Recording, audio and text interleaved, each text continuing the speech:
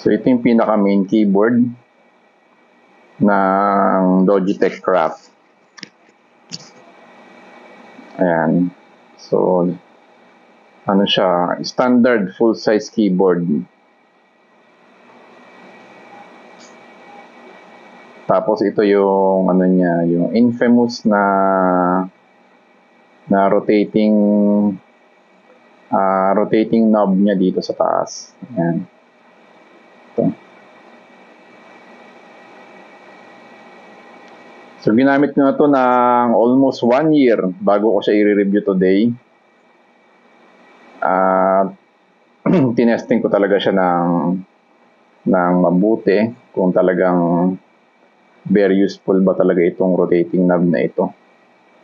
Ayan, kung makikita nyo dito sa control button, tanggal na yung print niya. Sobrang gamit ko ng control button dito. Ayan.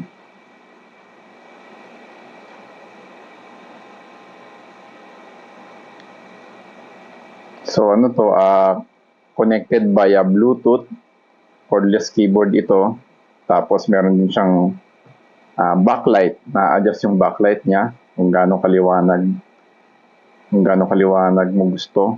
Yan. Tapos dim up, dim down. Yan. Tapos kapag hindi mo siya ginamit, na-idle siya ng mga ilang seconds, mamamatay yung ilaw niya. Ayan, nag-off na yung light niya. Tapos meron siyang sensor. Pag na-detect niya na magta-type ka, mag-on yung backlight niya. Ayan, mag-on siya. So may sensor din yan. Ayan. Tapos dito yung charger niya. Type C. Tapos yung on-off. Ayan. On-off. So basically yun lang. Yun lang yung ano na to. Keyboard na to. So rechargeable battery to.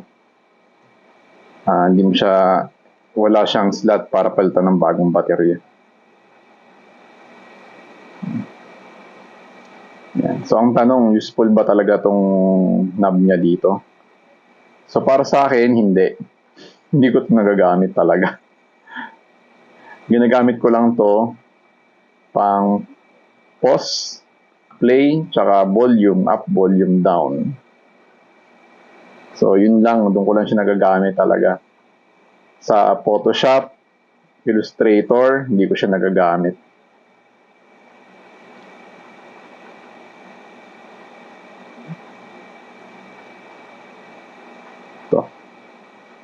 So kung plano nyong bumili ng Logitech Craft ngayon, hindi ko nga alam kung meron pa Logitech Craft ngayon na mabibili.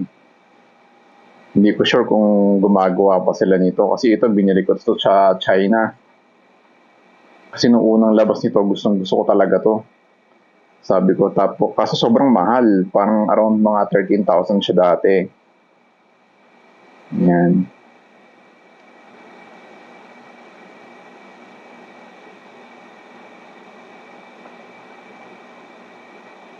Itong knob na to, nagbabago to pag pinipress mo, nagbabago siya ng function. Parang tumutunog siya, tapos pakita natin dito.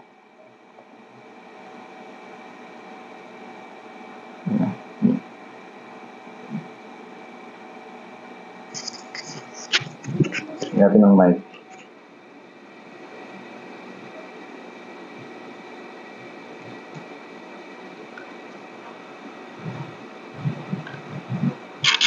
Yan. Tumutunog siyang ganun, no? May dalawang may dalawang function ng pag-rotate. Yung parang meron siyang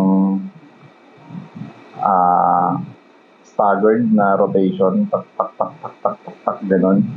Tapos pag pines mo ulit, magiging smooth naman siya. Parang wala siyang tunog. Smooth. Ayan. Yun, tumutunog siya. Once na i-on off mo, mag-a-adjust siya ng pulsa. Depende dun sa function ng app na ginagamit mo. Pero ako talaga ginagamit ko lang yan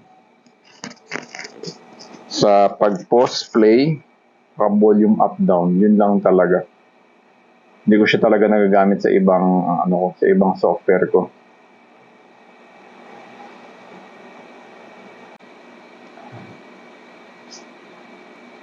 Tapos dun sa may Logitech Logi options na software. Yan. Kasi dito mo yan mako-control eh. Dito mo siya malalagyan ng mga customized na button, no? Dito sa Logi options. Pag tiningnan mo dito, ito yung craft pero ang nakalagay not supported yet. Yan. Not supported yet. Kaya hindi ko malagyan ng mga mga customized na function. Yan. Hindi ko nga alam kung kung i-active pa nila yan dito eh. Yan.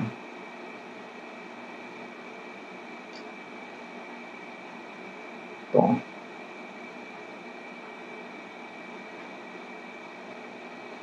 Not supported yet, pero sana i-active pa rin nila yan kahit lumang model na tong keyboard na to.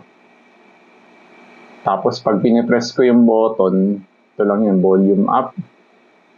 Yan. Ito. Volume up, volume down. So, yun lang talaga yung function niya. Ginagamit ko yan.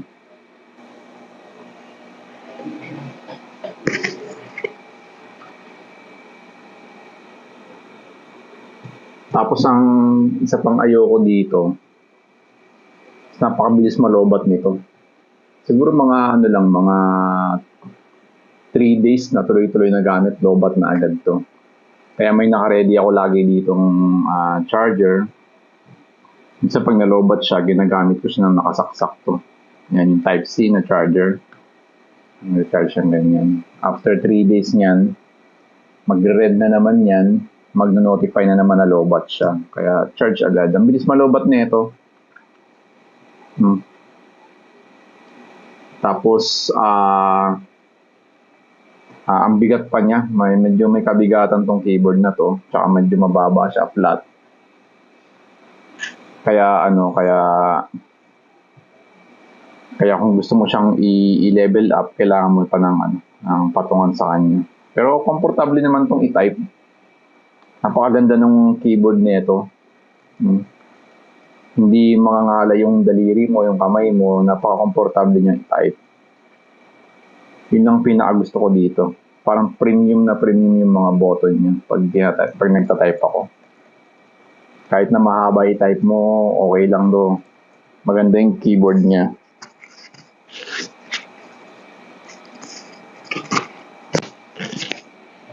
Yun nga lang, hindi talaga siya hindi ko talaga siya nagagamit. So kung plano nyong bumili ng Logitech Craft ngayong 2023, ang advice ko is wag na lang. Kasi ang mahal pa rin niya, tapos hindi mo rin naman ito magagamit, tapos ang bilis pa niya malobat. Mas maganda ang alternative na lang dito is yung Logitech na MX Keys. Ganito rin yun eh, itsura nun. Wala lang to, itong part na to. Ito lang siya, yung pinaka main keyboard niya, yung MX Keys. Hindi nakita ko sa mga ibang review na mas prefer nila yung MX Keys kesa dito. Kasi yun, mas matagal malobat yun. Tapos same lang naman ang keyboard yun. Wala nga lang itong upper part. Tsaka mas mura pa yun. So kung gumagawa kayo ng graphics, video editing, tapos plano yung bumili nito, tingin ko wag na lang. Hindi rin talaga magagamit to. Napaka-limited ng mga options nitong knob na to.